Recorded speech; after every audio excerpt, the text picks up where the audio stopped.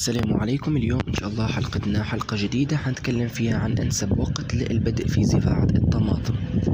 فطبعا قبل بداية حلقتنا أتمنى تعملوا اشتراك القناة ولايك إذا عجبكم الفيديو وتشاهدوا معنا الحلقة للنهاية. طبعا الطماطم من المحاصيل الصيفية اللي بتبدأ زراعتها من شهر 3 وتمتد لغاية شهر 6 ممكن يتم زراعة الطماطم. طبعا مثل ما تلاحظوا هذه الطماطم اللي أتمينا زراعتها لاحظنا منكم بعد مرور تقريبا 10 أيام من نقلها لاحظنا منكم.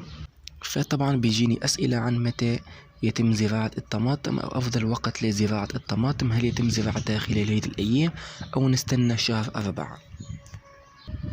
طبعا رسميا ابتدى موسم زراعة الطماطم. طبعا أفضل وقت للبدء في زراعة الطماطم هي بداية شهر 4 حيكون ممتاز جدا، ولكن في ناس بتزرع من منتصف شهر 2 وشهر 3. طبعا احنا في منتصف شهر 3 أتمينا نقل شتلات الطماطم هذه. إن شاء الله حنتابع منها أجزاء بسيطة فقط، ولكن إن شاء الله حيتم تجهيز المكان هذا بعد ما يتم إزالة محصول الجلبانة. ان شاء الله حيتم تجهيز زراعة الطماطم الصيفية اللي ان شاء الله حنشتريها وحنتابعها في قناتنا الاولى مثل ما عودناكم. فلو حابب تزرع طماطم حاول انك تستنى اسبوعين وتقوم بزراعتها.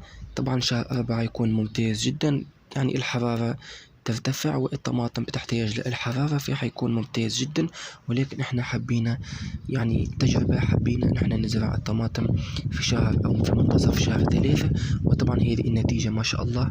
طبعا النبات يتعود على المكان، لاحظنا منكم بدأ يطلع اوراق جديدة.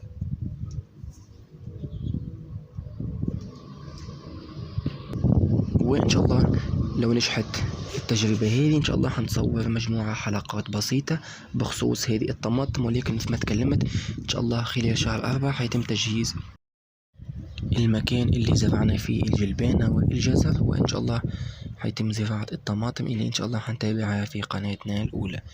أتمنى الحلقة تكون عجبتكم وعرفتوا الموعد المناسب للبدء في زراعة الطماطم، وطبعا ما فيش أي مشاكل لو قمت بزراعتها خلال هذه الأيام إن شاء الله حتنمو معاك، ولكن تحتاج للري وأشعة الشمس، وكذلك الإنبات يعتمد على نوع الشتلات أو يعني صنف الطماطم.